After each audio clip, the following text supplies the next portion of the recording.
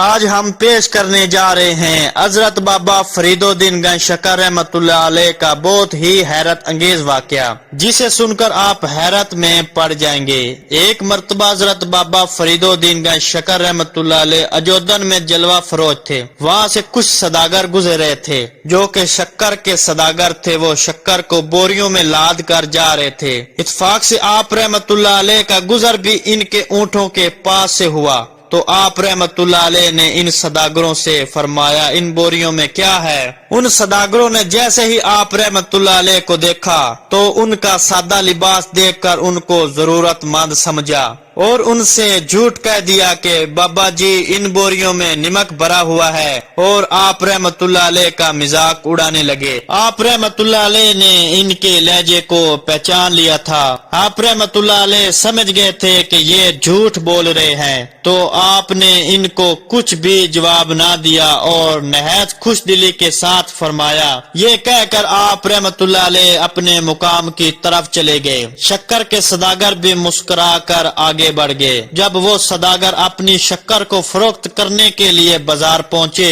اور جیسے ہی انہوں نے اپنی شکر کی بوریاں کھولی تو حیران رہ گئے کہ پوری شکر نمک میں تبدیل ہو گئی۔ وہاں پر جتنے بھی خریدار تھے جو ان سے شکر خریدا کرتے تھے وہ ان کو برا بھلا کہنے لگے۔ شکر بول کر نمک بیچتے ہو تم، بہت جھوٹے ہو۔ وہ سارے سوداگر بازار میں تماشا بن کے رہ گئے۔ کسی کی بھی سمجھ میں نہیں آ رہا تھا کہ شکر نمک میں کیسے بدل گئی۔ آخر کار بہت غور و فکر کرنے کے بعد ایک سوداگر کو راستے کا واقعہ یاد آ گیا۔ اسے یاد آ گیا کہ ہم نے بابا فرید الدین گنج شکر رحمت اللہ علیہ کو مذاق کے طور پر جھوٹ بولا تھا کہ ان بوریوں میں شکر نہیں نمک ہے۔ یقیناً وہ اللہ کے کوئی نیک بندے تھے جن سے ہم نے شرارت کی، یہ اسی کی سزا ہے۔ اور اس سوداگر نے اپنے ساتھیوں کو مخاطب ہو کر کہا کہ لگتا ہے ہم نے راستے میں اللہ کے اس ولی کا مذاق اڑایا تھا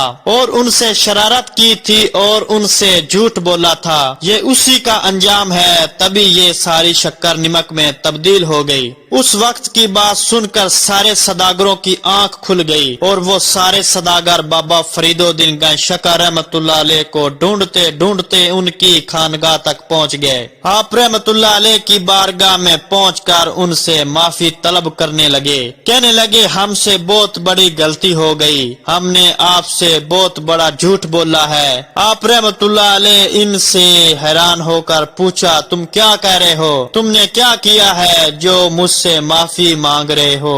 کیونکہ آپ رحمت اللہ علیہ اس واقعے کو فراموش کر چکے تھے، اس لیے آپ رحمت اللہ علیہ کو ان سوداگروں کی بات عجیب لگ رہی تھی۔ یہ مجھ سے معافی کیوں مانگ رہے ہیں؟